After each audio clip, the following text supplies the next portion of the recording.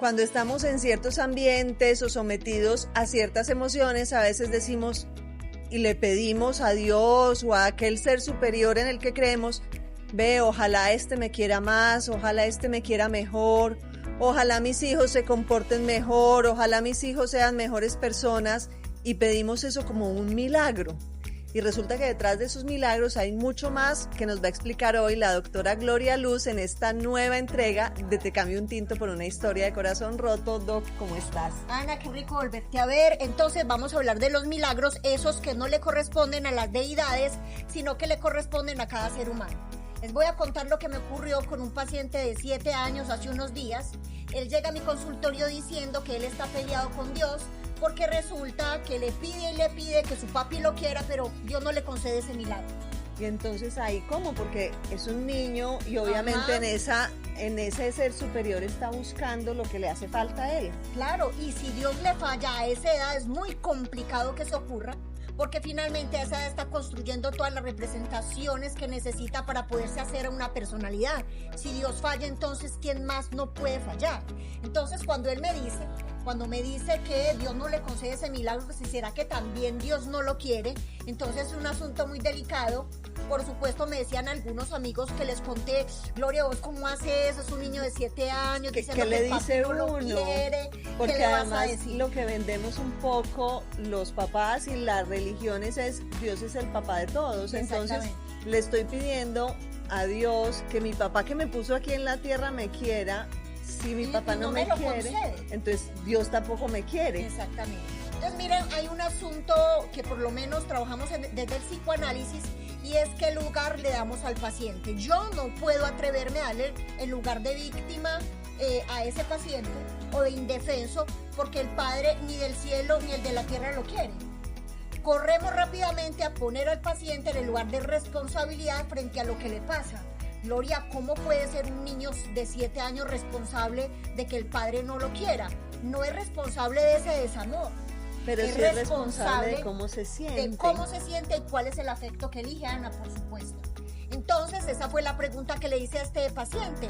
Le dije, y tú, le hice 2 preguntas. ¿Y tú qué has puesto para que ese papi de la tierra no se decida a quererte?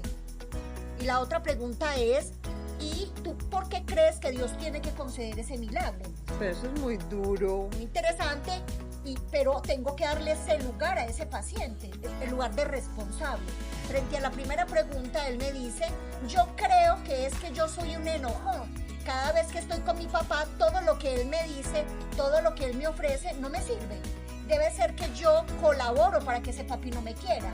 Es muy interesante porque él no se hace el inocente, sino que se pone a pensar cuál es su participación para que ese desamor ocurra. Y no estoy diciendo que ese papá sea inocente, sino que el que tengo al frente es ese paciente. Pero eso es tan importante que desde esa edad va a aprender a hacerse responsable de sus emociones y no de las emociones de los demás. Exactamente. Imagínate a esa edad poder uno decir, de lo que me pasa yo no soy inocente, cuando llegan a la adolescencia, que es un tiempo tan difícil, donde uno comete los peores errores de su vida y los paga toda la existencia. ¿Se imaginan que un nene desde los 7 años pueda decir, de lo que me pasa yo no soy inocente? Y a propósito de Dios, hablamos sobre eso y me decía, es que Dios no me concede el milagro. Y entonces, ¿por qué tiene que Dios conceder ese milagro? Hay algo del milagro que no le corresponde a la deidad en la que creas, algo de milagro te corresponde a ti. Este nene, el milagro que tiene que trabajar mientras está vivo, es su amor propio, por supuesto. Entonces llegamos a una situación en la que en realidad tenemos que hacernos responsables por lo que sentimos, sin decir que el otro no sea responsable, pero de sus emociones. Uno no puede sentir por el otro. Exacto. Así tengan 7 años o sean más pequeñitos, recibo pacientes hasta de 2 años. Pero eso para los papás debe ser muy difícil, porque la salida más fácil es explicarlo desde el punto de vista de Dios o de la religión. Hijo, tienes que tener paciencia, tal vez Dios va a esperar un poco, Dios no va a esperar nada. Hay un trabajo que te corresponde solo a ti, a la edad que tengas. Díganme, a propósito de Dios, vamos a sentarnos en el terreno de que Dios existe y que entonces a Él le corresponde ese milagro. ¿Bajo qué presupuesto Dios nos quitaría la responsabilidad. Exactamente, va a ahorrarle a ese nene de 7 años hacerse cargo de algo que no se ha hecho cargo, y es que él hace suceder o hace coincidir la felicidad o el amor propio de si el otro lo quiere o no lo quiere.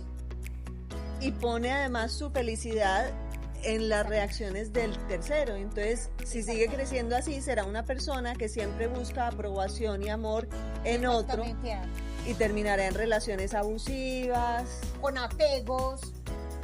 Yo sé que me hace daño esa relación, pero no me voy de ahí porque no puedo, porque me da atención. Exactamente. Me da la atención que no obtuve. Exacto. Finalmente los papás, cuando llegan a sus hijitos al consultorio, ellos se ponen un poco tímidos cuando yo les hablo, porque la primera cita es con ellos.